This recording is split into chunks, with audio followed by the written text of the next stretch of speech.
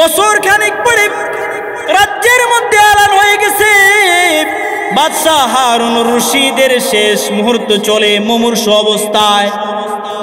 দেশের যত মানুষ আছে, এমপি মন্ত্রী আসে, সকলে বাদশার সাথে শেষ দেখা করবার জন্য যায়। এরই ধারাবাহিকতায় পাগল বাহলুল বাদশাহ হারুনুর রশিদের কাছে গেল, গিয়া বলতেছে, রে বাদশাহ হারুনুর রশিদ, আপনি নাকি এখন এই দেশ ছেড়ে অন্য দেশে চলে যাবেন? বলে, হ্যাঁ। বাদশাহ, আপনি যে ওই দেশে যাবেন, আপনি তো দুনিয়াতে কখনো যখন এক দেশ থেকে আরেক দেশে যাইতেন, আগে সৈন্য পাঠাইতেন ওই জায়গাটা দেখার জন্য, জায়গা নিরাপদ আছে কিনা। আপনি যখন এক দেশ থেকে আরেক দেশে যাইতেন, আগে আপনার থাকা খাওয়া নিশ্চিত কিনা তা নিশ্চিত করতেন। আপনার থাকা খাওয়া ভালো হবে কিনা, শাহী মেজাজে হবে কিনা, আপনার থাকার জায়গাটা শাহীভাবে হবে কিনা, আপনার খাবারগুলো শাহীভাবে হবে কিনা, আপনার জন্য খাদেম খুদ্দামা থাকবে কিনা, আপনি নিশ্চিত করে দুনিয়াতে এক জায়গায় থেকে আরেক জায়গায় সফর করতেন। বাদশাহ, আজ যে বলতেছেন আপনি এক দেশ থেকে আরেক দেশে আপনি সফর করবেন, বলেন সেই জায়গার মধ্যে কোনো সৈন্য পাঠাইছেন কিনা? আপনার নিরাপত্তার জন্য কোনো সৈন্য পাঠাইছেন? বাহলুল বলে, না। বাদশাহ হারুনুর রশিদ বলে, আরে মৃত্যু মুহূর্তে সবাই দুঃখ প্রকাশ করে, তুমি মৃত্যু মুহূর্ত আমাকে হাসাইলা? তুমি কি জানো না পাগল, এটা এমন এক দেশ যেই দেশে সৈন্য পাঠানো যায় না। বাহলুল বলে, বাদশাহ, দুনিয়াতে আপনি এক দেশ থেকে আরেক দেশে গেলে খাবার পাঠাইতেন, শাহী খাবার নিশ্চিত করতেন। আপনি যে যেই দেশে যাইতেছেন বাদশাহ, সেই দেশে খাবার পাঠাইছেন কিনা, আপনার জন্য শাহী মেহমানদারি হবে কিনা বলেন। বাদশাহ হারুনুর রশিদ মুস্কে আইসা বলে, রে পাগল, এতদিন পাগলামি করলি, শেষ মুহূর্ত পাগলামি করতেছ। পাগল, তুমি কি জানো না সেই দেশের মধ্যে খাবার পাঠানো যায় না, সৈন্য পাঠানো যায় না, ঘর বাড়ি কিছুই পাঠানো যায় না, দিনার দিরহাম টাকা পয়সা কিছুই পাঠানো যায় না।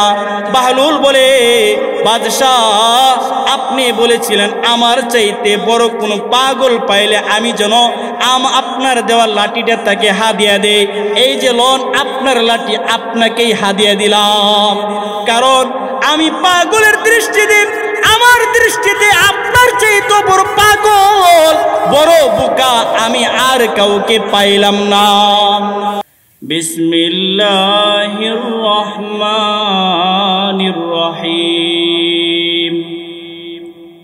قد أفلح من تزكى وقال رسول الله صلى الله عليه وسلم ألا إن في الجسد مضغة إذا صلحت صلح الجسد كله وإذا فسدت فسد الجسد كله ألا وهي القلب صدق الله مولانا العظيم وصدق رسوله النبي الكريم ونحن على ذلك لمن الشاهدين والشاكرين والحمد لله رب العالمين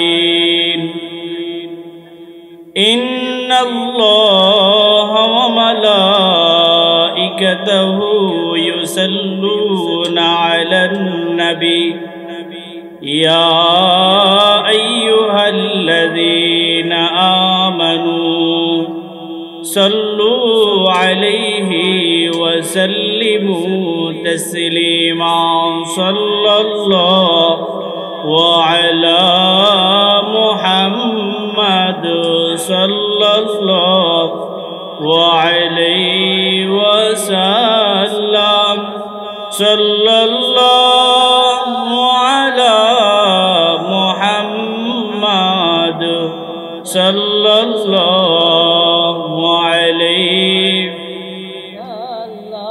इश्क महबूब खुदाया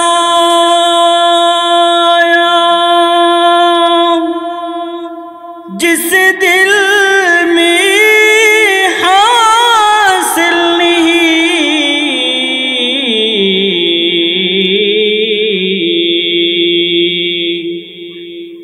लाखों मुमीन हो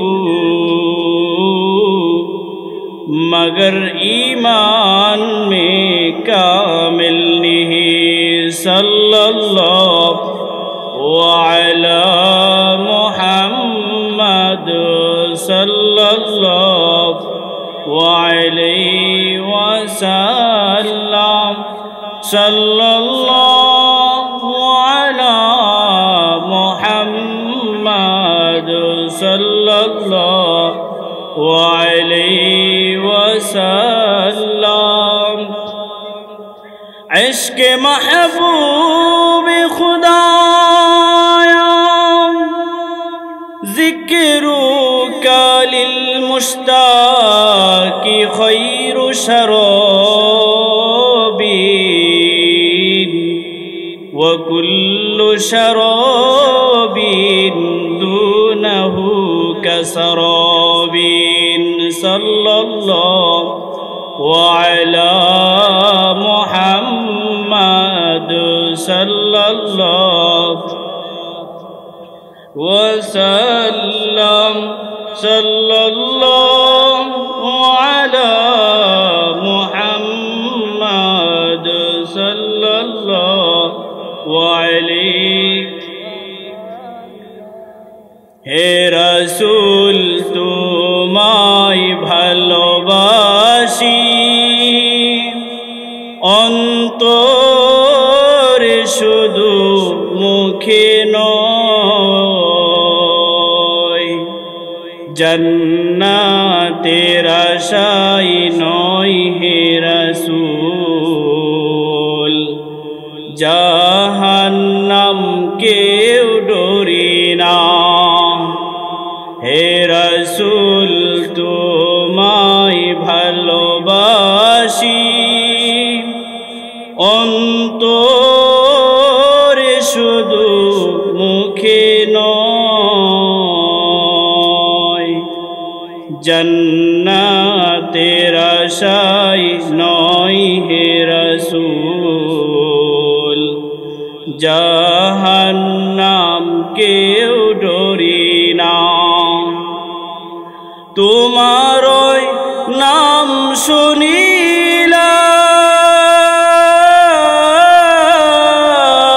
শুনিলাম এই চোখে দেখিলাম না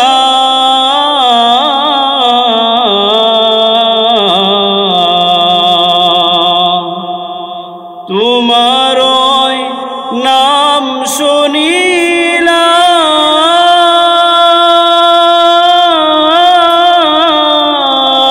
শুনিলাম এই চোখে দেখিলাম না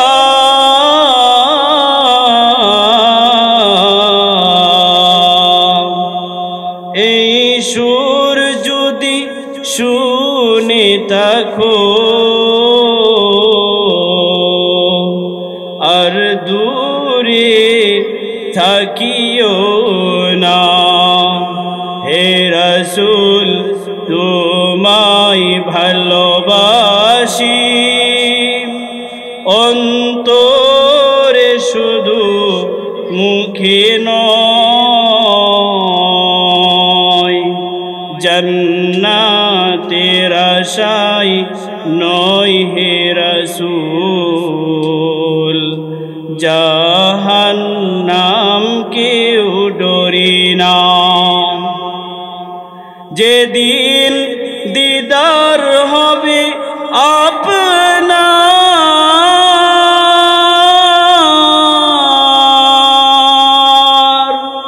সেদিন ঈদ হবে আমার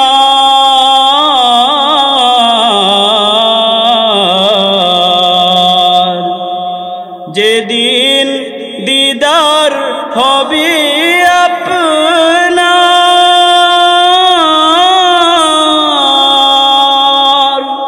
সেদিন ঈদ হবে আমার। এই মন তো আর মানে না, একবার দেখা দাও না। হে রাসূল তোমায় ভালোবাসি, অন্তরে শুধুই মুখে না। জান্নাতের আশায় নয় হে রাসূল, জাহান্নাম কেউ ডরি না।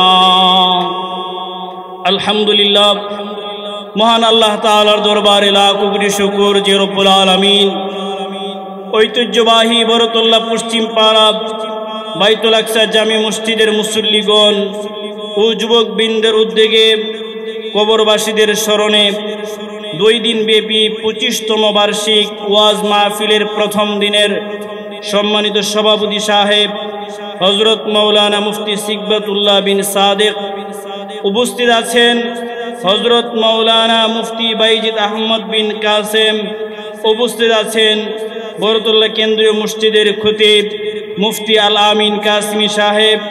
আমার পাশে বসা আছেন অত্র এলাকার যুবকদের আইডল মোহাম্মদ শাহিন সাহেব, শ্রদ্ধেয় মুরব্বিয়ানে আজম, পর্দার আড়ালের মা বোনেরা, কলিজার টুকরো যুবক ভাইয়েরা, আসুন আমরা মাহফিলের শুরু লগ্নে মহান আল্লাহ তাআলার শুকর আদায় করি। উচ্চ কণ্ঠে একবার বলি আলহামদুলিল্লাহ। লক্ষ কোটি দুরূদ এবং সালাম প্রিয় নবী সাল্লাল্লাহু আলাইহি ওয়াসাল্লামের উপর সকলেই পড়ি সাল্লাল্লাহু আলাইহি ওয়াসাল্লাম। সম্মানিত এলাকাবাসী, আমাদের এই মাহফিলটি আমাদের কাছে এটা ঐতিহ্য বহন করে। আমরা যারা 25-26 বছরের যুবক আছি, যারা আমরা পশ্চিম পাড়ার মানুষ আছি, আমরা জানি এই মাহফিলের ঐতিহ্য ইতিহাস। আলহামদুলিল্লাহ, আমাদের পূর্বেকার মুরব্বীরা এই মাহফিলটা আমাদের কাছে আমানত রেখে গেছেন। এই মাহফিল করতে গিয়ে অনেক মুরব্বীরা আজকে কবরে শুয়ে গেছেন, কিন্তু যারা এই মাহফিলটাকে জারি করে দিয়ে গেছেন, যদিও আজকে তারা মাহফিল করতে পারতেছে না, কিন্তু আজকের মাহফিলের যে সওয়াব হবে আল্লাহ তাআলা তাদের কবরও পৌঁছে দিবেন। এই জন্য বর্তমান যারা মেহনত করতেছে যে যুবক ভাইরা, আল্লাহ তাআলা তাদেরকেও ইনশাআল্লাহ দ্বীন ইসলামের জন্য কবুল করুক, সকলে বলে আমিন।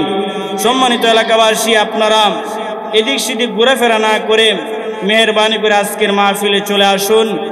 আজকে প্রথম দিন হিসাবে অল্প সময় কথা হবে ইনশাআল্লাহ।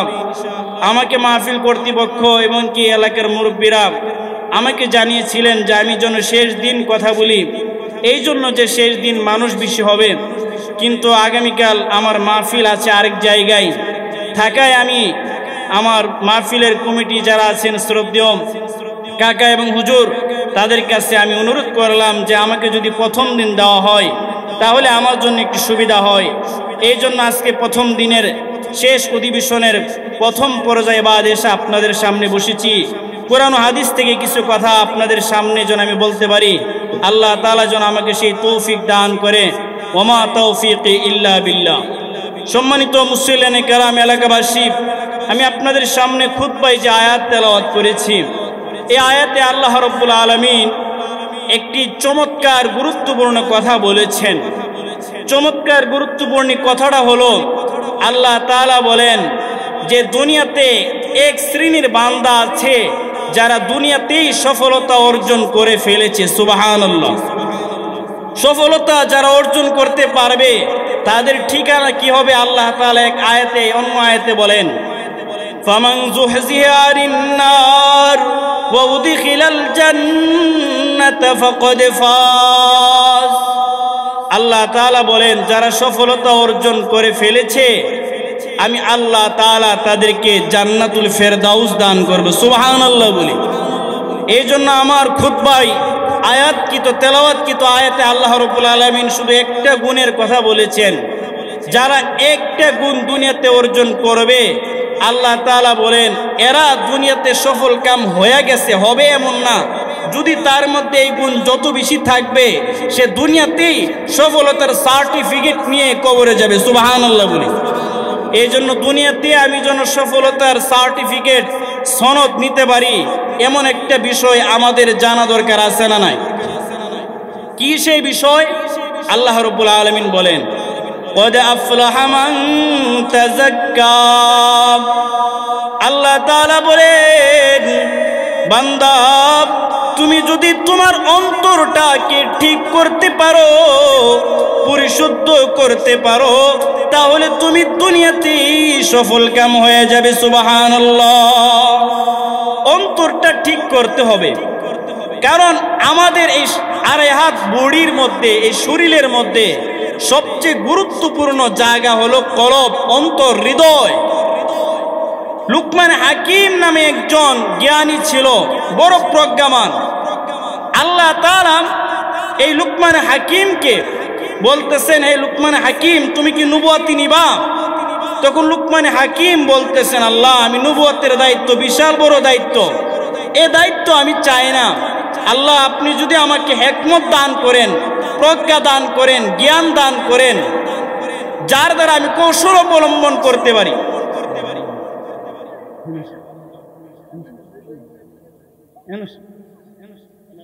তো যে কথাটা বলতেছিলাম, তো লুকমান হাকিম ছিল একজন প্রজ্ঞাবান ব্যক্তি। লুকমান হাকিম তার সমকালীন বাদশাহ এর দরবারে গেলে বাদশাহ মহোদয় লুকমান হাকিমকে একটা ছাগল দিছে। ছাগল দিয়া লুকমান হাকিমকে বলতেছেন, এর লুকমান, এই যে নাও, তোমাকে একটা ছাগল দিলাম, বকরি দিলাম। এই ছাগলের সবচেয়ে মূল্যবান যে গোশত আছে, সবচেয়ে দামি যে গোশত আছে, সেই গোশতটা তুমি আমার সামনে নিয়ে আসো। লুকমান হাকিম বাদশার কাছ থেকে বকরি পাইয়া, ছাগল পাইয়া, ছাগলকে জবে করলেন, গোশতগুলো আলাদা টুকরো টুকরো করলেন। তারপরে বাদশার সামনে একটা গোশতের টুকরা উপস্থিত করলেন। বাদশাহ বলে, এর লুকমান, তুমি আমার সামনে গোশতের টুকরো উপস্থিত করেছ, বলো এই গোশতের টুকরোটা ছাগলের কোন অংশের? লুকমান হাকিম কয়, বাদশাহ, আমি আপনার সামনে যে গোশতের টুকরা উপস্থিত করেছি, এই গোশতের টুকরোটা হলো কলব, অন্তর, দিল। এরপরের দিন আবারও বাদশাহ লুকমান হাকিমকে ডাকাইছে, বলতেছে, হিকমতওয়ালা লুকমান, আজকেও তোমাকে একটা ছাগল দিলাম, বকরি দিলাম, নাও, এই ছাগলের সবচেয়ে নিকৃষ্ট যে গোশত আছে, নষ্ট যে গোশতটা আছে, এই গোশতটা তুমি আমার সামনে পেশ করো। ঠিক লুকমান হাকিম এই দিনও এই বকরিটা নিছেন, নিয়ে জবে করেছেন, গোশতগুলো টুকরো টুকরো করেছেন। গোশতগুলো টুকরো টুকরো কইরা বাদশার সামনে একটা গোশতের টুকরো উপস্থিত করেছে। বাদশাহ মহোদয় আবার লুকমান হাকিমকে বলতেছে, রে লুকমান, আজ তুমি ছাগলের কোন অংশটা আমার সামনে উপস্থিত করলা? লুকমান হাকিম বলে, বাদশাহ, আজকেও আপনার সামনে ছাগলের কলব উপস্থিত করেছি, আজকেও আপনার সামনে ছাগলের দিল, অন্তরটা উপস্থিত করেছি।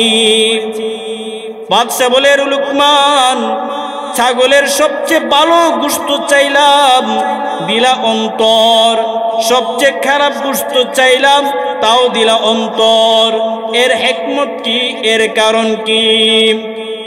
লুকমান হাকিম এবার বাদশা বলে, বাদশাহ, এটা এমন একটা গোশতের টুকরা, এই গোশতের টুকরা যদি কারো ভালো হয়ে যায়, তাহলে সে তার পুরো অঙ্গটাই ভালো।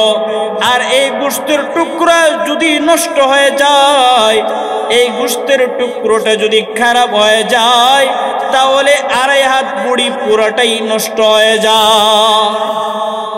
এর প্রেক্ষিতে নবীজি বলেন, আলা ইন্না ফিল জাসাদি মুদগা ইযা সলুহাত সলুহাল জাসাদু কুল্লু ওয়া ইযা ফাসাদাত ফাসাদাল জাসাদু কুল্লু। আমার নবী, দয়ার নবী বলে, উম্মত, তোমাদের বডির মধ্যে একটা গোশতের টুকরো আছে, যদি এই গোশতের টুকরোটা ভালো হয় তাহলে তোমার এই আড়াই হাত বডিটা ভালো হবে। আর যদি এই গোশতের টুকরোটা খারাপ হয় তাহলে তোমার এই আড়াই হাত বডিটাই খারাপ হয়ে যাবে। নবী বলেন, আলা ওয়াহিয়াল কলব, এই গোশতের টুকরোর নাম হলো কলব। সুবহানাল্লাহ বলে, এই গোশতের টুকরো ভালো হলে আমার এই আড়াই হাত বডিটা ভালো। আমার এই গোশতের টুকরো যদি খারাপ তাহলে আমার এই আড়াই হাত বডিটাই খারাপ। এই জন্য নবী আরেক হাদিসে বলেন, ইন্নাল্লাহা লা ইয়ানজুরু ইলা সুওয়ারিকুম ওয়ালা ইলা আজসামিকুম ওয়ালাকিন ইয়ানজুরু ইলা কুলুবিকুম ওয়া আমালিকুম। নবী আরেক হাদিসে বলে, হে উম্মতেরা, আমার আল্লাহ তোমাদের বাহ্যিক সূরত দেখেন না, তোমাদের চেহারা সূরত দেখেন না, কে সুন্দর কে কালো। তোমাদের পোশাক আশাক দেখে না, কে ভালো পোশাক পরেছে কে ছেঁড়া জামা পরেছে, তোমরা কোন কিসিমের, তুমি লম্বা না বাটু, তুমি মোটা নাকি চিকন, এগুলো তোমাদের রব তোমাদের দিকে তাকাইয়া দেখেন না। তোমাদের রব শুধুমাত্র তোমাদের কলবের দিকে তাকিয়ে দেখেন। সুবহানাল্লাহ।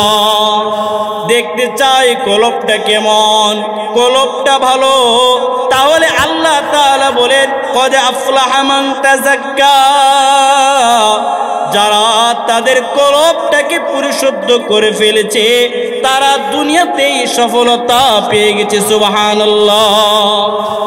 এবার আসি, আমার এই কলবটা কোন কোন কারণে পবিত্র হবে, ভালো হবে, কোন কোন কারণে এই কলবটা নষ্ট হবে, এই একটা বিষয় জানা দরকার আছে না নাই?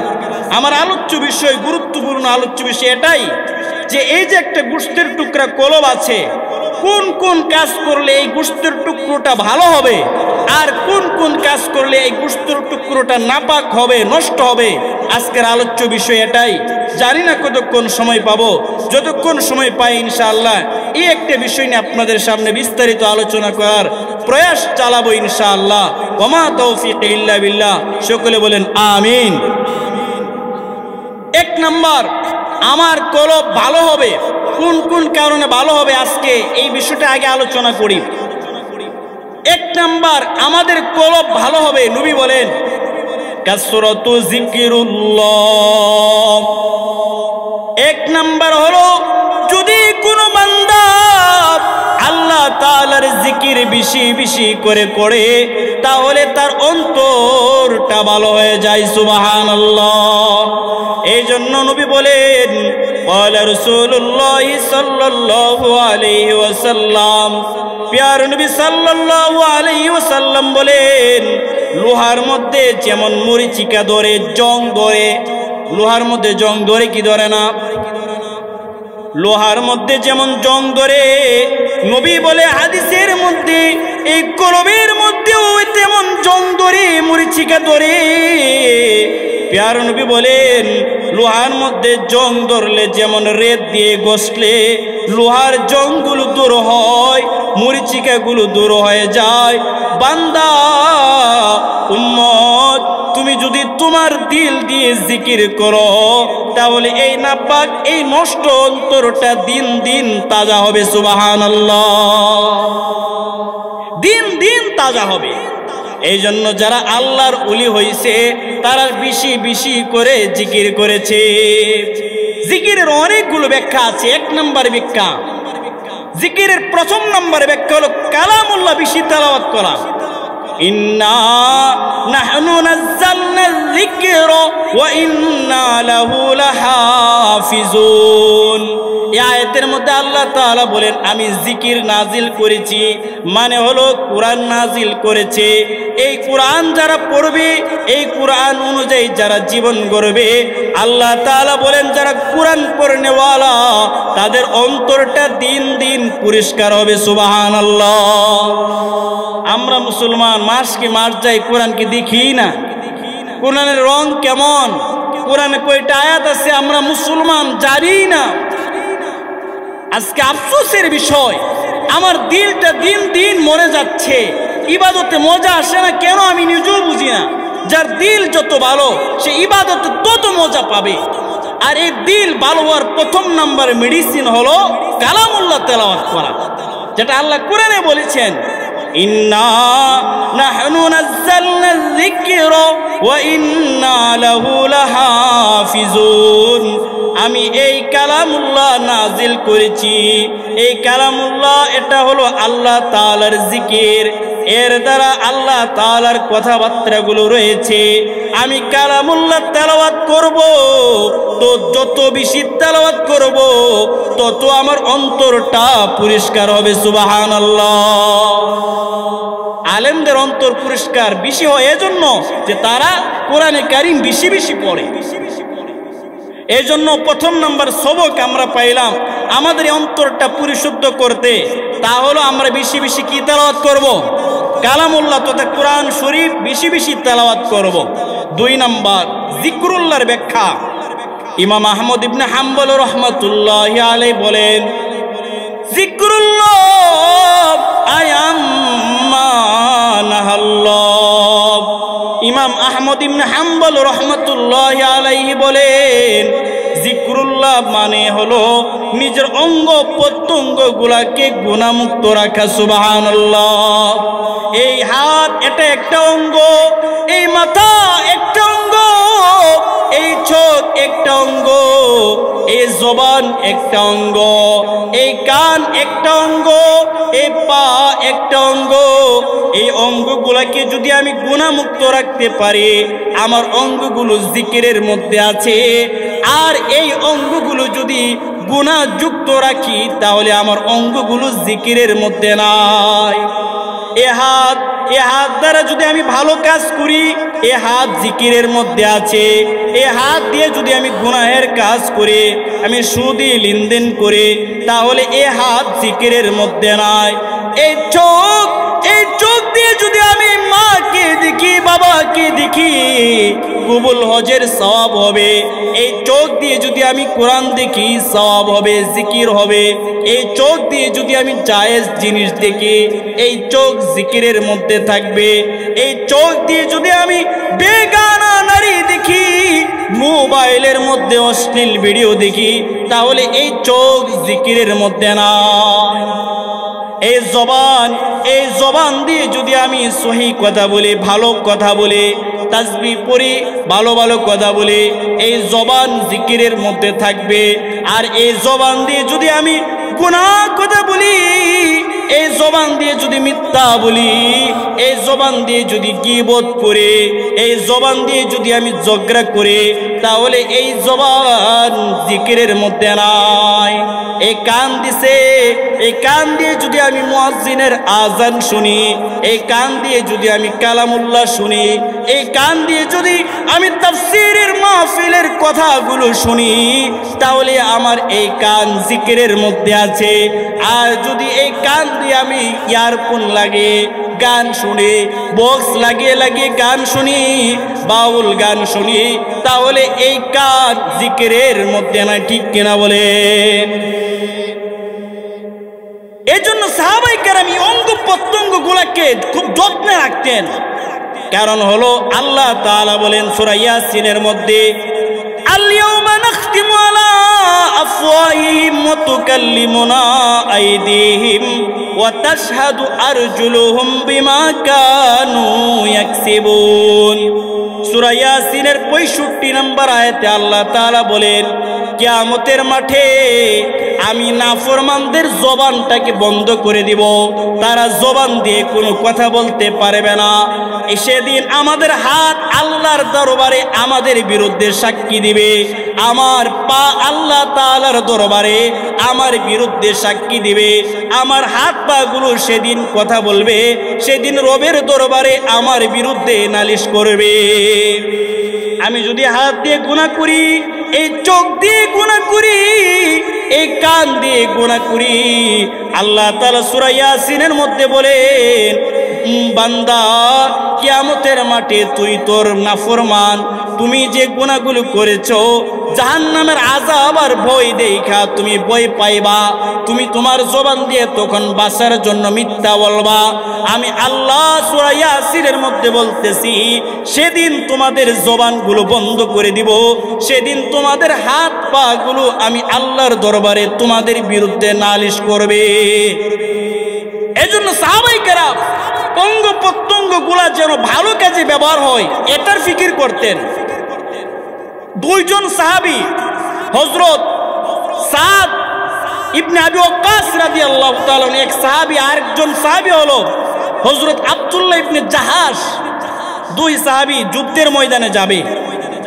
যখন যুদ্ধের ময়দানে যাবে, ঘর থেকে বাইর হইছে, এবার দুই সাহাবী বলতেছে, এই আল্লাহর রাস্তায় তো বাইর হইতেছি, এখন যা দোয়া করব কবুল হবে, চলো আমরা দুইজনে দুইটা দোয়া করি। তবে শর্ত হইলো আমার দোয়া তুমি শুনবা না, তোমার দোয়া আমি শুনবো না। আমি দোয়া করে বলবো, শেষ করে বলবা আমিন, তুমি আমার সাথে সমর্থক হিসাবে বলবা আমিন, যাতে করে এটা আল্লাহর দরবারে কবুল হয়। ঠিক আছে, দুই সাহাবী, সাদ ইবনে আবি ওয়াক্কাস আর হযরত আব্দুল্লাহ ইবনে জাহাশ, এই দুই সাহাবী প্রথমে আব্দুল্লাহ ইবনে জাহাশ দোয়া, প্রথমে সাদ ইবনে আবি ওয়াক্কাস হাত বাড়ায়া রবের দরবারে কিছুক্ষণ দোয়া করলেন, করার পরে বললেন আমিন। পাশ থেকে হযরত আব্দুল্লাহ ইবনে জাহাশ তিনিও বললেন আমিন। এবার আব্দুল্লাহ ইবনে জাহাশের পালা, তিনি হাত বাড়াইলেন, গড় গড় করে চোখ দিয়ে পানি বাইর হইতেছে, মোনাজাত শেষ করে বললেন আমিন। পাশ থেকে সাদ ইবনে আবি ওয়াক্কাস রাদিয়াল্লাহু তাআলা আনহু তিনিও বললেন আমিন। দুইজনে দোয়া করে এবার রওনা করছে যুদ্ধের ময়দানে। যখন যুদ্ধের ময়দানের সামনে এবার একজন সাহাবী হযরত সাদ ইবনে আবি ওয়াক্কাস, তিনি হলেন মুরব্বী, তিনি আব্দুল্লাহ ইবনে জাহাশকে বলতেছেন, হ্যাঁ আব্দুল্লাহ ইবনে জাহাশ আমার ভাই, এখনোই তো আমরা কাফেরদের বিরুদ্ধে যুদ্ধ করব, এমনও হইতে পারে তোমার আর আমার এটাই শেষ দেখা, হয়তো যুদ্ধের ময়দানে আমরা দুজনে কেউ ফিরে আসবো না, তুমি যদি তুমি মোনাজাতে আল্লাহর দরবারে কি বলছো এটা যদি একটু আমার শোনাইতা। তখন আব্দুল্লাহ ইবনে জাহাশ বলে, চাচা আপনি হলেন মুরব্বী, আগে আপনার দোয়াটা শুনান যে আপনি কি দোয়া করছেন। মুহতারাম হাজিরিন, সাদ ইবনে আবি ওয়াক্কাস রাদিয়াল্লাহু তাআলা আনহু হযরত আব্দুল্লাহ ইবনে জাহাশকে বলতেছেন, এরে ভাই আব্দুল্লাহ ইবনে জাহাশ, আমি আল্লাহর দরবারে দোয়া করেছি আল্লাহ তাআলা যেন আমাকে দিতে পারে, আর যাকে হত্যা করব সে যেন বড় ধনট্টবান হয়, তার কাছে যেন কিছু গনিমতের মাল থাকে, আমি যেন এই গনিমতের মালগুলো নিয়ে মদিনায় যাইতে পারি, মদিনার অসহায় সাহাবীদেরকে এই মালগুলো বন্টন কইরা দিতে পারি, এই দোয়াটা করলাম। আব্দুল্লাহ ইবনে জাহাশ বলে, আপনি তো মাশাআল্লাহ অনেক গুরুত্বপূর্ণ একটা দোয়া করেছেন, আপনার দোয়ার সামনে তো আমার দোয়া চলে না। সাদ ইবনে আবি ওয়াক্কাস বলে, না না তোমার দোয়াটাও শোনাও। সম্মানিত এলাকাবাসী, চেষ্টা করবেন সাহাবীর কথা শুই না, নবীদের কথা শুই না দিলটা নরম কইরা চোখের পানি ফালাইতে। হযরত আব্দুল্লাহ ইবনে জাহাশ রাদিয়াল্লাহু তাআলা আনহু বলেন, হে সাদ ইবনে আবি ওয়াক্কাস, আমি আল্লাহর দরবারে দোয়া করেছি, আল্লাহ এখনই কাফেরদের বিরুদ্ধে শাহাদত বরণ, এখনই কাফেরদের বিরুদ্ধে যুদ্ধ করব। আল্লাহ কাফেরদের বিরুদ্ধে যুদ্ধ অবস্থায় কিছু সাহাবী শাহাদত বরণ করবে। আল্লাহ আপনার কাছে দরখাস্ত, যে কয়েকজন সাহাবী শাহাদত বরণ করবে তার মধ্যে আমি আব্দুল্লাহ ইবনে জাহাশ জন একজন হয়। শুধু তাই নয়, ও সাদ ইবনে আবি ওয়াক্কাস আমি আল্লাহর দরবারে দোয়া করলাম, আল্লাহ আপনি তো সূরা ইয়াসিনের মধ্যে বলেছেন যে কিয়ামতের মাঠে মুখ বন্ধ হয়ে যাবে, হাত পা গুলো সাক্ষী দিবে নিজের গুনাহের জন্য। আমি আল্লাহর কাছে দোয়া করেছি, আল্লাহ আমাকে শাহাদাতের তালিকায় রাখেন, শহীদদের তালিকায় রাখবেন। শুধু শহীদ করবেন তা নয়, কাফেররা যেন আমার হাতটাকে আলাদা কইরা দেয়, আমার পাটাকে আলাদা কইরা দেয়, আমার চোখগুলোকে যেন কাইটে নিয়ে যায়, আমার কানগুলোকে যেন কাইটে নিয়ে যায়, আমার শরীর থেকে আমার মাথাটা যেন আলাদা করে নিয়ে যায়। ময়দানে মাহশরে কিয়ামতের মাঠে যেদিন আপন আপন হাত পা গুলো আল্লাহর দরবারে প্রত্যেকের বিরুদ্ধে সাক্ষী দিবে, সেদিন আমার হাত পা গুলো যেন আমার নবীর সামনে আল্লাহর সামনে দাঁড়ায় বলে যে ইসলামের জন্য নিজের হাত পা গুলো চোখগুলো কানগুলো বিসর্জন দিছিলাম। সুবহানাল্লাহ বলেন না। এই সাহাবায়ে কেরামদের মধ্যে এমন বৈশিষ্ট্য ছিল, নিজের অঙ্গ প্রত্যঙ্গ গুলা আল্লাহর দরবারে নিজেদের বিরুদ্ধে সাক্ষী দিবে। এই জন্য নিজের অঙ্গ প্রত্যঙ্গ গুলাকে এমন ভাবে সাজাইছেন যাতে করে এই অঙ্গ প্রত্যঙ্গ গুলা নিজেদের বিরুদ্ধে ভালো ছাড়া খারাপ কিছু না বলে।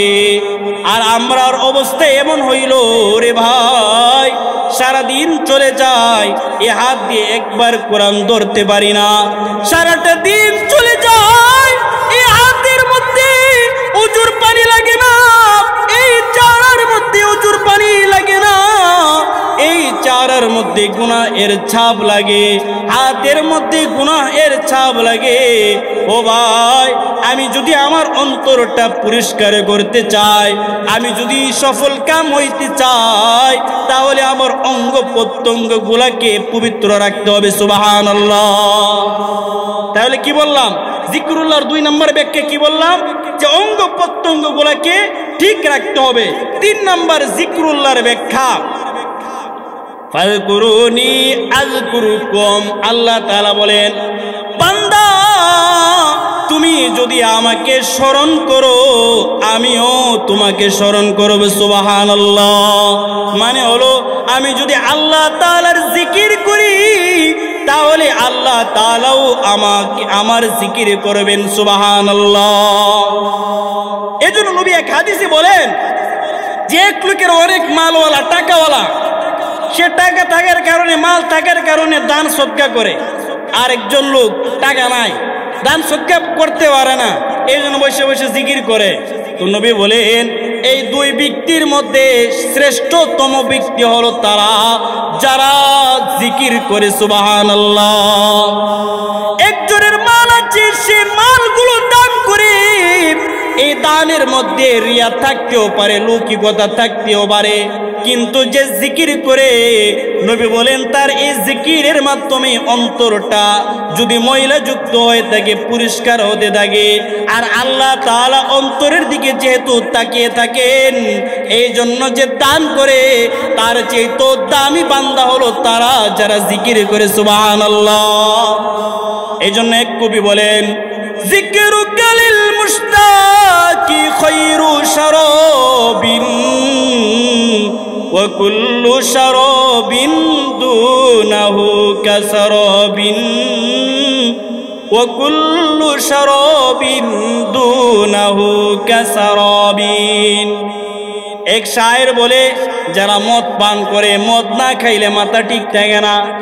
আমাদের এলাকার মানুষ মদ গাঞ্জা ইয়াবাইতে কিছু বুঝে না, এই জন্য এলাকার মানুষকে বুঝাইতে গিয়ে বলি, যারা সিগারেট খায়, দিনে একটা যদি টান না দিতে পারে মাথাটা ঠিক থাকে না, আসে না? নাই কথা কই না। আর আমরা সামনেই খাই, কিছু মনে করেন না, আমরা তো দেখি কাটা খা, আমরা এলাকার মানুষ না। ও আমরা তো যারা খায়, পান করে, দিনে একটা টান যদি না দিতে রে মাথাটা ঠিক থাকে, কথা হয় না, ঠিক থাকে না। তো ভাত যেমন 3 বেলা খাইতে হয়, অনেকের এমন আছে 3 বেলা 3 প্যাকেট শেষ করতে হয়, আছে এরকম বাঙালি। তো শায়ের বলে, যারা সিগারেট পান করে, তুমি সারাদিনে একটা সিগারেট যদি পান না করো তোমার ভালো লাগে না। শায়ের বলে একটা দিন আমার সামনে আসলো, এই দিনের মধ্যে যদি আমি আল্লাহর জিকির না করি আমার ভালো লাগে না। সুবহানাল্লাহ। এই জন্য ভাই আজকে শত শত মুসলমান পাওয়া যায়, যদি মুসলমানকে জিজ্ঞাসা করি ভাই আজকে দিনের বেলায় 100 বার লা ইলাহা ইল্লাল্লাহ জিকিরটা করছনি, এমন মুসলমানের সংখ্যা পাওয়া যাবে না। কিন্তু মুসলমানকে যদি বলি এরে ভাই আজকে তুমি একটা গান শুনছনি, বাউল গান শুনছনি, তুমি মোবাইল চালাইছনি, ফেসবুক চালাইছনি, সিগারেটে টান দিছনি, এগুলাতে মুসলমান হাজির, মানে হলো জাহান্নামের কাতারে মুসলমান দলে দলে দৌড়ায়, জান্নাতের কাতারে মুসলমান পাওয়া যায় না। ঠিক কিনা বলেন? এই জন্য ভাই 3 নাম্বার গুণ হতে হবে যে আমরা সব সময় জিকির করব। তাহলে আমরা কি পাইলাম? অন্তর পরিশুদ্ধ করতে প্রথম জিকির লাগবে। জিকিরের 3টা ব্যাখ্যা করলাম, আরো অনেক ব্যাখ্যা আছে, সময় সংক্ষিপ্ত। 1 নাম্বার জিকিরের ব্যাখ্যা করলাম, কোরআনে কারিম পাঠ করতে হবে। 2 নাম্বার জিকিরের ব্যাখ্যা করলাম, অঙ্গ প্রত্যঙ্গ গুলাকে গুণামুক্ত রাখতে হবে। 3 নাম্বার জিকিরের ব্যাখ্যা করলাম, সব সময় জিকির করব। কি করব?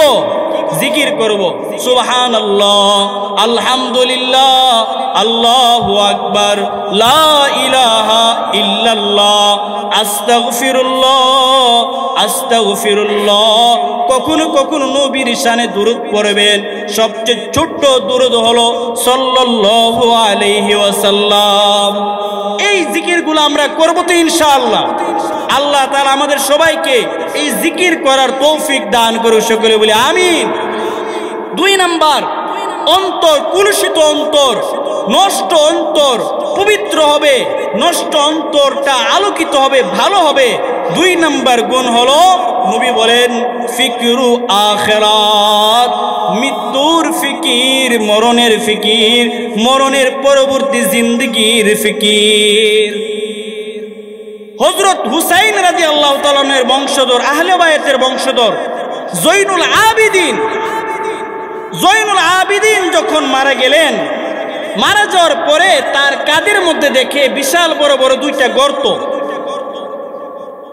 যখন গোসল করাইতেছে লোকেরা তখন দেখে কাঁধে বিশাল বড় বড় 2টা গর্ত। গোসলকারীরা এবার জয়নুল আবিদিনের খাদেম যারা ছিল তারা তাদেরকে লক্ষ্য করে বলতেছেন, এরে খাদেমেরা, তার শরীরের মধ্যে আমার নবীর রক্ত রয়েছে। সে হুসাইন রাদিয়াল্লাহু তাআলা আনহুর বংশধর, তার ছেলে আমার নবীর বংশধর। কারবালার প্রান্তরে সকল মানুষ শাহাদত বরণ করেছিল, কিন্তু এই জয়নুল আবিদিন কারবালার প্রান্তরে ইয়াজিদের বাহিনীতে বাইচে গিয়েছিল।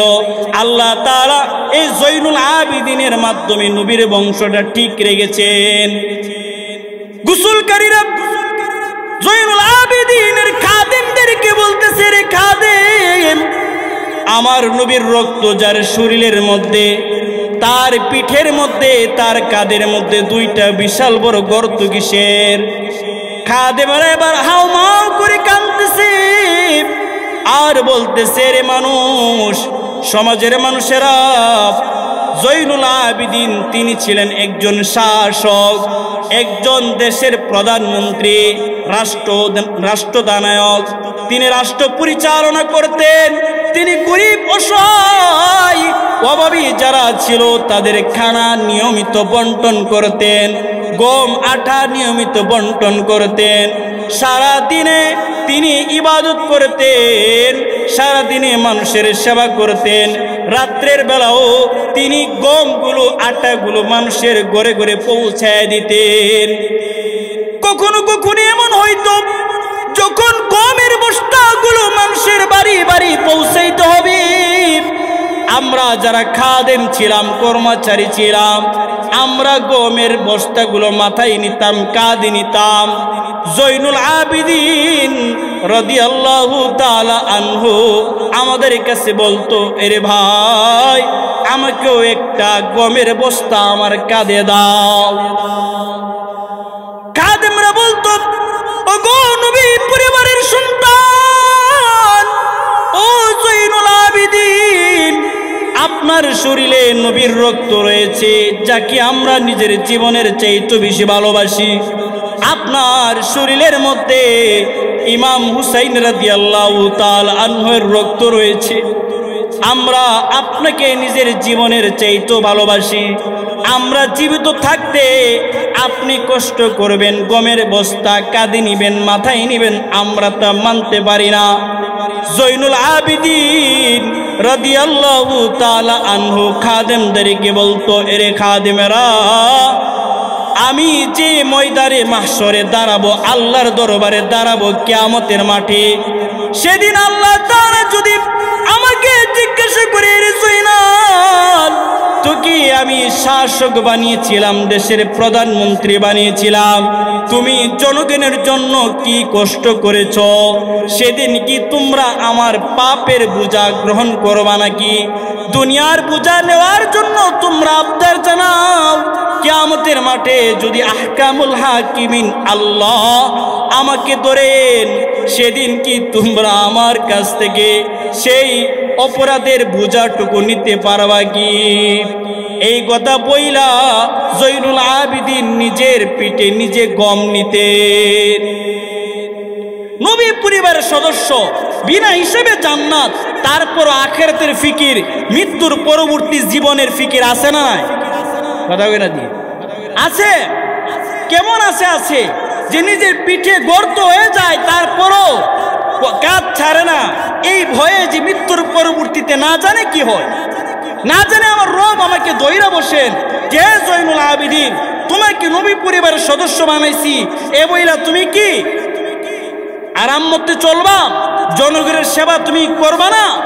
তো আমি তো এই যে পিঠে দাগ বসেছে, আমি যেন এই দাগযুক্ত পিঠটা রবকে দেখায় বলতে পারি, হে রব, আপনি যে দায়িত্ব আমাকে দিয়েছিলেন, জনগণ যে দায়িত্ব দিয়েছিল জনপ্রতিনিধি হওয়ার, আমি সেই দায়িত্বটা সুন্দরভাবে আদায় করতে পেরেছি, এই তার প্রমাণ। সুবহানাল্লাহ বলি। আজকের নেতা নেত্রী যারা, তাদের শরীরে তাদের সাথে দেখা করারই সময় নাই, জনগণের কাছে যাবে, বুঝা বহন করবে দূরের কথা, দেখা করারই সময় পাওয়া যায়। বলার উদ্দেশ্য হলো, আখিরাতের ফিকির আমার ভিতরে যদি থাকে, তাহলে আমার দ্বারা কখনো গুনাহ হবে না, এই অন্তরটা দিন দিন পবিত্র হবে। সুবহানাল্লাহ বলি। যার ভিতরে আখিরাতের ভয় আছে, মৃত্যুর পরবর্তী জীবনের ভয় আছে, সে কখনো গুনার কাজ করতে পারে না। নবী বলেন, আল কবরু রাউযাতুম মিন রিয়াজিল জান্নাহ আও হুফরাতুম মিন হুফারিন নার। প্যার নবী সাল্লাল্লাহু আলাইহি ওয়াসাল্লাম বলেন, কবর হলো মুমিনের প্রথম মঞ্জিল। এই কবর যার ভালো হবে সে সফলতা পেয়ে যাবে, আর এই কবর যার হাত খারাপ হয়ে যাবে তাহলে সে ক্ষতিগ্রস্ত হয়ে যাবে। নবী বলেন, কোন কোন উম্মতের কবরটা হবে জান্নাতের টুকরো, আবার কোন কোন উম্মতের কবরটা হবে জাহান্নামের গর্ত। নাউজুবিল্লাহ। হযরত উসমান জিন্নুরাইন রাদিয়াল্লাহু তাআলা আনহু, তিনি যখনই রাস্তা দিয়ে হাঁটতেন, চলতি পথে যদি কোনো কবর দেখতেন, তখন তিনি হাওমাও করে কাঁদতেন। হাদিসের মধ্যে আসছে, উসমান জিন্নুরাইন রাদিয়াল্লাহু তাআলা আনহু এমন ভাবে কাঁদতেন যে তার চোখের পানির দ্বারা দাড়িগুলো ভিজে যাইত। সাহাবায়ে কেরাম উসমান জিন্নুরাইনকে বলতেন, ও উসমান, জান্নাত জাহান্নামের আলোচনা হইলে তুমি এত কাঁদো না, এত ভয় পাও না, কিন্তু কবরটা দেখলেই তুমি এত কাঁদো কেন? উসমান জিন্নুরাইন রাদিয়াল্লাহু তাআলা আনহু বলেন, ও সাহাবায়ে কেরাম, তোমরা কি নবীর এই কথাটুকু শোনো নাই? আল কবরু রাউযাতুম মিন রিয়াজিল জান্নাহ আও হুফরাতুম মিন হুফারিন নার। কবর হলো মুমিনের প্রথম মঞ্জিল। এই কবরে যারা ভালো থাকবে সে পরবর্তীতেও সফলতা পেয়ে যাবে। আমি কবরকে দেখা বড় কাঁদি, এই জন্য না জানি কবর আমার সাথে কি ব্যবহার করে। আম্মাজি খাদিজাতুল কুবরা রাদিয়াল্লাহু তাআলা আনহা তিনি নবীকে বলতেছেন, নবী একদিন আমার নবী ঘরে গেছেন, খাদিজাতুল কুবরা রাদিয়াল্লাহু তাআলা আনহা এর ঘরে গেছেন, গিয়া দেখে খাদিজা খুব কাঁদতেছে। নবী আমার খাদিজাতুল কুবরা রাদিয়াল্লাহু তাআলা আনহাকে বলতেছেন, রে খাদিজা তোমার দু চোখ বেয়ে পানি পড়ে কেন? তুমি হলে আমার বিপদের দিনের সঙ্গী, আমার মাল ছিল না, তোমার মাল দ্বারা আমি ইসলাম প্রচার করেছি। হে খাদিজা, যখন কাফের মুশরিকরা আমাকে কষ্ট দিত, সারাদিন কষ্ট পাইতাম, রাত্রিকালে যখন তোমার কাছে আসতাম তুমি আমাকে এমন সেবা শুশ্রূষা করতা, সারাদিনের কষ্টগুলো লাঘব হইতো। হে খাদিজা বলো না তুমি কি নিয়ে কান্নাকাটি করতেছ? খাদিজাতুল কুবরা রাদিয়াল্লাহু তাআলা বলেন, আমার নবী আমি তিনটা বিষয়কে নিয়ে কান্নাকাটি করতেছি। নবী গো আমি জানি না কবরে গেলে আমি খাদিজার সাথে কবর কেমন ব্যবহার করে, কারণ আপনি বলেছেন কবরের দুই পাশগুলো নাফরমানের দিকে এমন ভাবে চাপ দিবে যে একটা হাড় আরেকটা হাড়ের মধ্যে ঢুকে যাবে, দুই চাটনির হাড়গুলো এমন ভাবে ঢুকে যাবে। নবী গো আপনি বলেছেন কবরের মধ্যে 99টা সাপ দেওয়া হবে, যে সাপগুলো নাকি দুনিয়াতে একটা শ্বাস ফালাইলে দুনিয়াটা বিষাক্ত হয়ে যাবে। ওগো নবী আমি এই কবরকে নিয়ে কান্নাকাটি করতেছি, না জানি আমার কবরে কেমন ব্যবহার করে। নবীর স্ত্রী তারপর কবর নিয়ে কবরের মধ্যে কেমন করে থাকবে এ নিয়ে কান্নাকাটি করে, আমাদের কোনো ফিক্রই নাই। আমরা বিয়ের বাড়িতে কেমনে থাকবো, শ্বশুর বাড়ি গেলে কেমনে থাকবো, ইত্যাদি ইত্যাদি জায়গাটা ভালো কিনা এটা খেয়াল করি, কবরের দেশে কিভাবে থাকবো সেটা খেয়াল করি না। খাদিজাতুল কুবরা রাদিয়াল্লাহু তাআলা বলেন, নবী গো আমার তিনটা আবদার। এক নাম্বার আবদার হলো আমি যদি মারা যাই তাহলে আপনার শরীরের জামা দিয়া আমার কাফনের কাফন পরাবেন। নবী গো দুই নাম্বার কাজ হলো আমার জানাজার নামাজ আপনি পড়াবেন। তিন নাম্বার আবদার হলো ও নবী আমি খাদিজা বড় দুর্বল, কবরে যাওয়ার পরে মুনকার আর নাকির তিনটা প্রশ্ন করবে, আমি খাদিজা এই তিন প্রশ্নের উত্তর দিতে পারবো না। নবী গো আমি আপনার কাছে আবদার করলাম আপনি আমার হইয়া এই তিন প্রশ্নের উত্তর দিয়ে দিবেন। সুবহানাল্লাহ। খাদিজা রাদিয়াল্লাহু তাআলা মারা গেলেন, মারা যাওয়ার পরে নবীজির পোশাক দিছেন, নবীজি জানাজার ইমামতি করছেন, নবীজি কবরে নামাইছেন, নামানোর পরে যখন মাটি দিছেন মাটি দিয়া সবাই চলে গেছে, খাদিজা আমার নবী যায় না, কবরের পাশে দাঁড়ায় আছে। জিবরিল আমিন আমার নবীর কাছে আইসা বলে, নবী গো সবাই চলে গেছে আপনি কেন যান না? আমার নবী জিবরাইল আমিনকে বলে, জিবরাইল খাদিজার সাথে আমার তিনটা চুক্তি ছিল, দুইটা চুক্তি আমি আদায় করতে পেরেছি, তিন নাম্বার চুক্তির জন্য আমি দাঁড়িয়ে আছি, আমি দেখতেছি এখনো মুনকার নাকির কবরে আসে না। জিবরিল আমিন বলে, নবী গো যেদিন খাদিজাতুল কুবরা রাদিয়াল্লাহু তাআলা আনহা কবরের ভয়ে কান্নাকাটি করেছিল, সেদিন খাদিজার পক্ষ থেকে স্বয়ং আল্লাহ খাদিজার তিন প্রশ্নের উত্তর দিয়ে দিয়েছে। বলার উদ্দেশ্য হলো নবী পরিবারের নবীর কলিজার টুকরি স্ত্রী, তার ভিতরে কবরের ভয় কেমন, মৃত্যুর ভয়ে কান্নাকাটি করে, আর আমাদের মৃত্যুর ভয়ে কোনো কান্নাকাটি নাই। মৃত্যুর পরবর্তী জিন্দগিতে আমার কি হবে, আমি কেমন ভাবে থাকবো, এর কোনো চিন্তা ভাবনা আমার ভিতরে নাই। আমি 50 বছর 60 বছর এই দুনিয়াতে কিভাবে থাকবো এর বড় ফিকির আছে, এর বড় চিন্তা আছে, এর জন্য ইঞ্জিনিয়ার আছে যিনি ড্রয়িং করে আমার ঘর বাড়িটা কেমন সাজাবে, কিন্তু 3.5 হাত মাটির নিচে আমি কিভাবে থাকবো এই চিন্তা আমরা কোনোদিন করি না। তো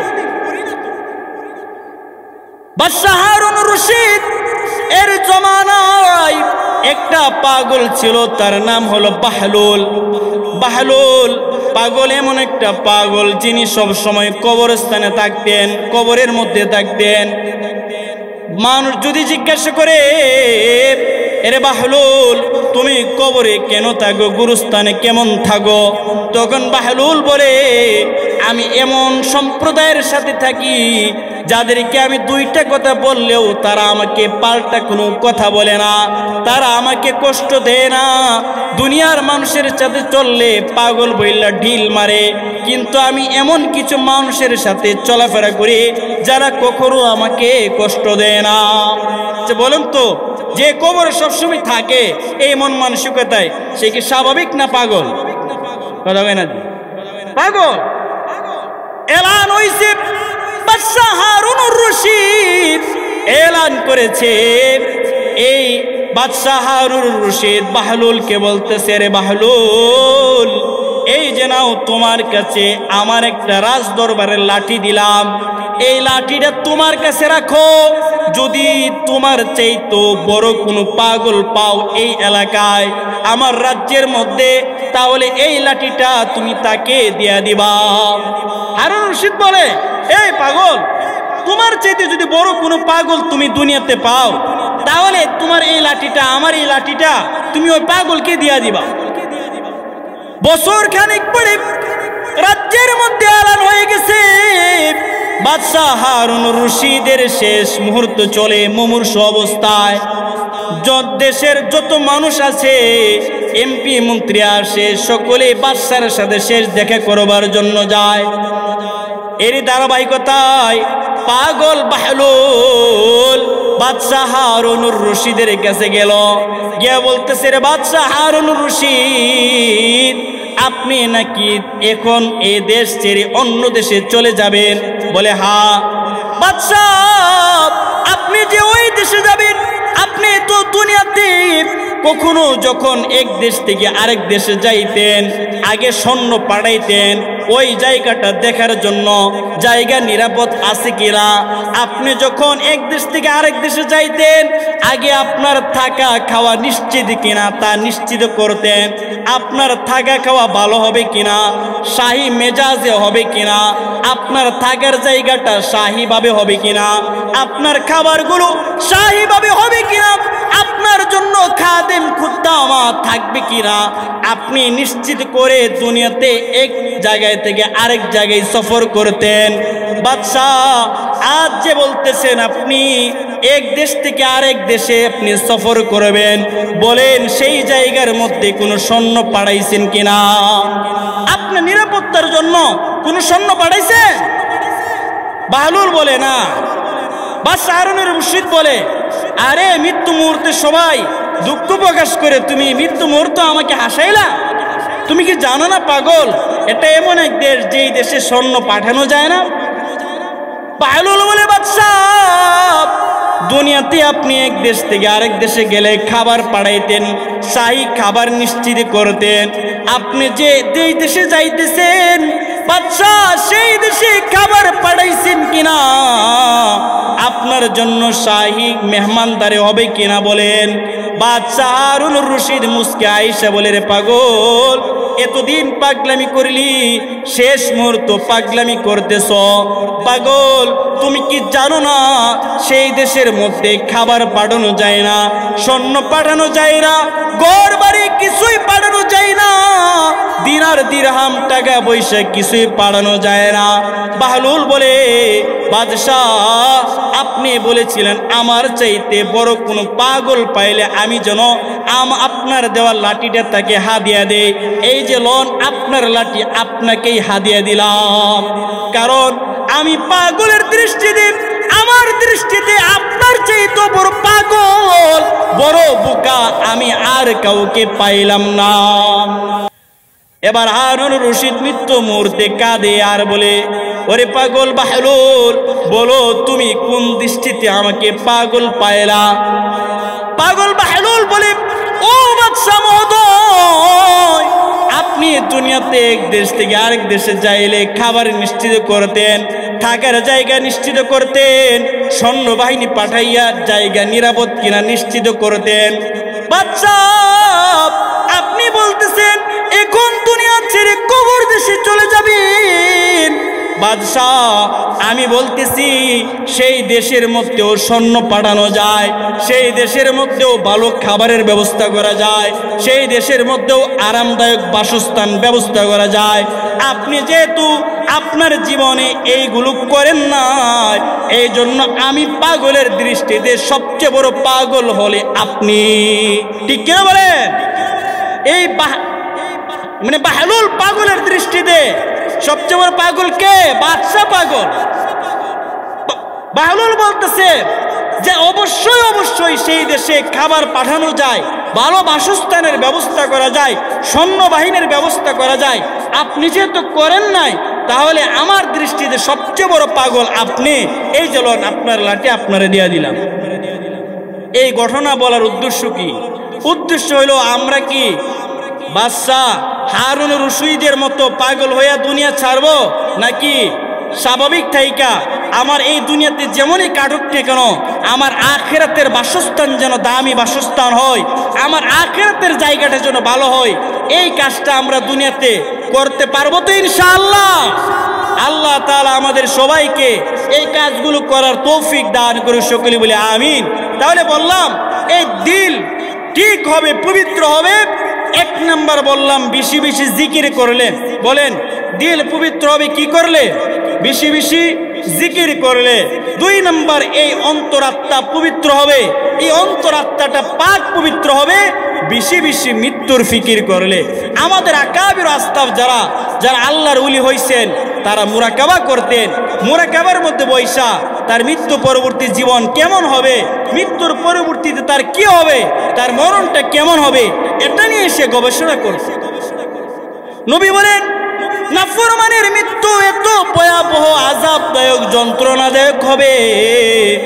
আমার নবী বলেন একটা ছাগলকে যদি 7 বার জীবিত অবস্থায় তার গায়ের চামড়াটা খুইলা নেওয়া হয়, এই ছাগলটাই বকরিটা জীবিত, আর তার শরীর থেকে পুরো চামড়াটা তুললে যে পরিমাণ কষ্ট হবে, একবার নয়, 2 বার নয়, 7 বার তুললে যে পরিমাণ কষ্ট হবে, নবী বলেন নাফরমানের মৃত্যুগুলো তার চাইতেও বেশি কষ্ট হবে। গায়ের চামড়া যদি একটু কাইটা যায়, একটু যদি টান দেয়, কলজার মধ্যে লাগে কি লাগে না?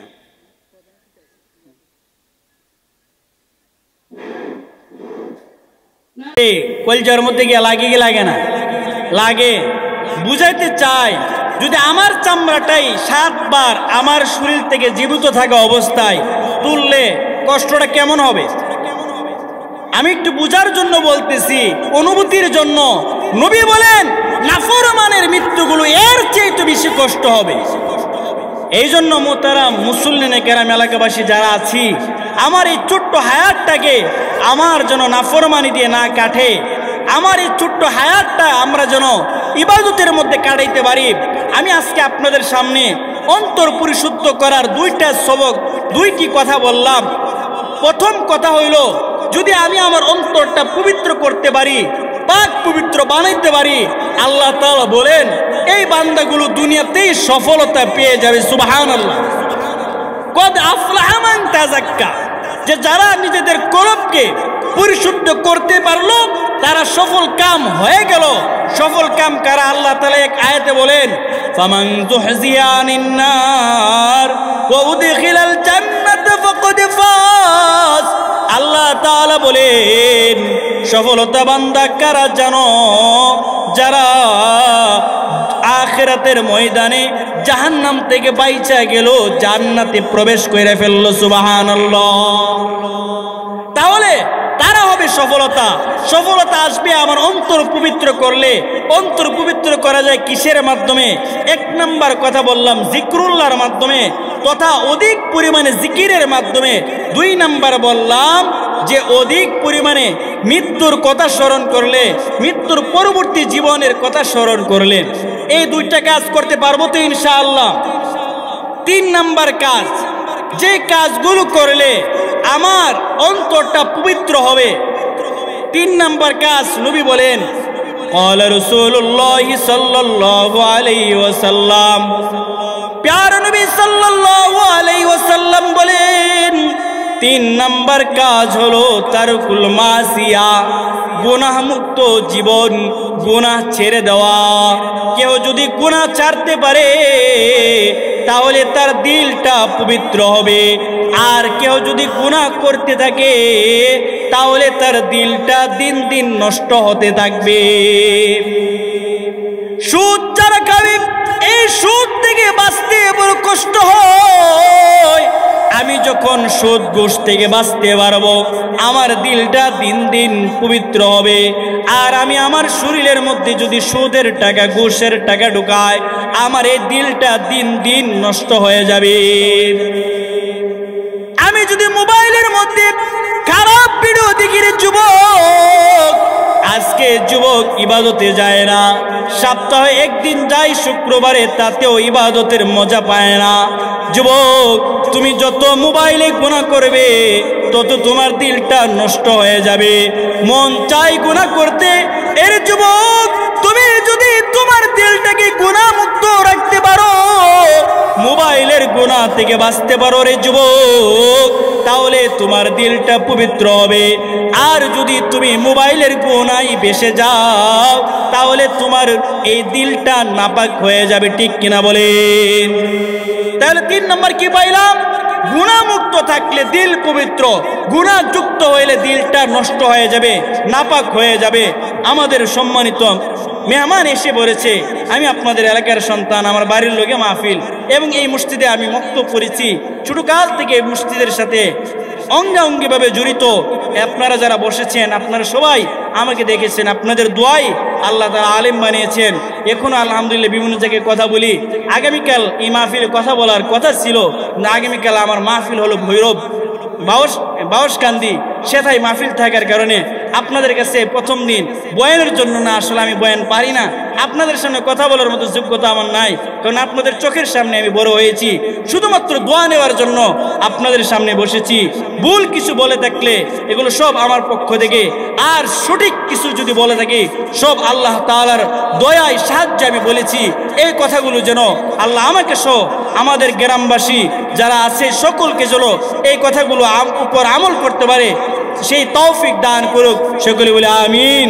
ওয়া আখির দাওয়ানা আলহামদুলিল্লাহি রাব্বিল আলামিন। আসসালামু আলাইকুম ওয়া রাহমাতুল্লাহি ওয়া বারাকাতুহু।